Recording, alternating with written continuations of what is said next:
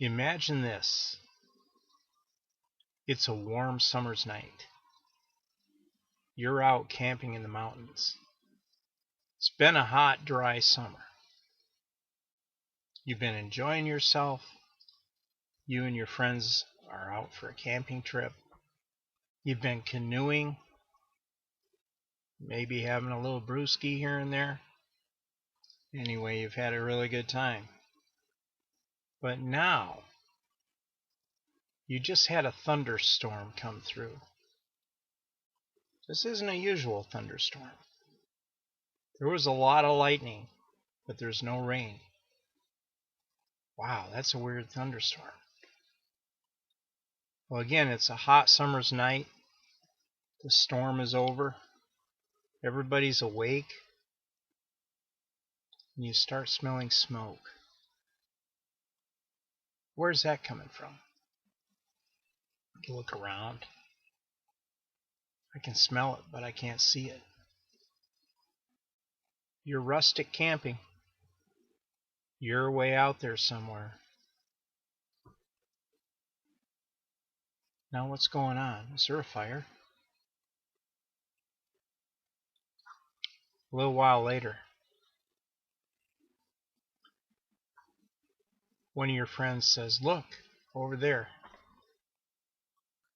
And over on that mountain ridge, you see a fire. Another friend says, "Look, over there." There's another one.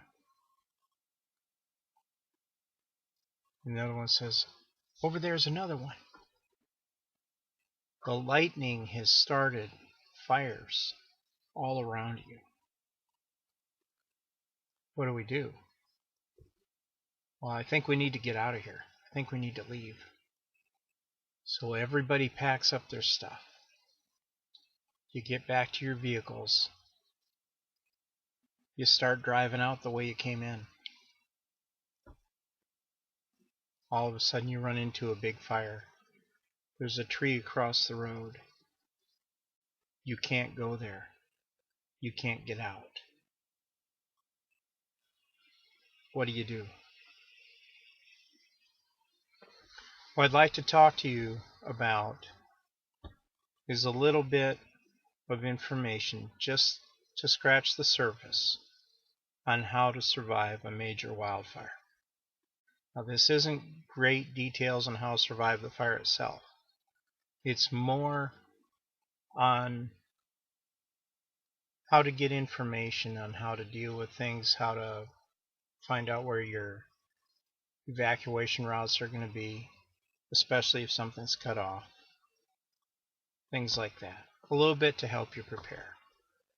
Like I said, it's not going to be a lot of detail, but we're going to get into a few things that could save your life. A little bit of preparation ahead of time goes a long way. What can you do?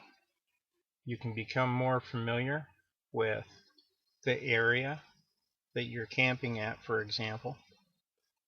Have lots of maps and a GPS with extra batteries. Have Forest Service maps that show the Forest Service roads that you might be able to drive down to get out. Or in worst case scenario, maybe even hike around to get out. And again, you want to have a few basics. You want your maps. You want to be familiar with the area, the roads to come in and go out, so that if you're cut off from one road, you might be able to go down another one.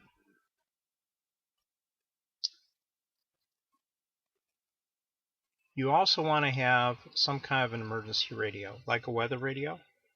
A lot of times they'll put out emergency broadcasts on weather radio frequencies. Not always, but sometimes. You also might want to have regular AM/FM radio to tune into the local radio stations that'll give you news, local news, and be talking about the fire that you're in the middle of. You want to have plenty of fuel for your vehicle. plenty of water, and again, just when you want to have some familiarization with the weather, because if you have dry lightning come through, you can almost guarantee that there's going to be fires started from dry lightning. In other words, that's a thunderstorm where the water evaporates way up in the atmosphere and never reaches the surface, so there's no rain. Those are some of the most dangerous kinds of fires, and they've been responsible for starting thousands of wildfires. So I hope these little tips help you a little bit.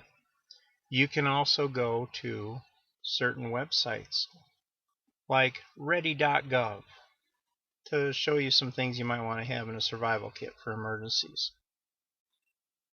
And you might want to Google some of the different Forest Service and Bureau of Land Management websites that will tell you a little bit about safety during wildfires.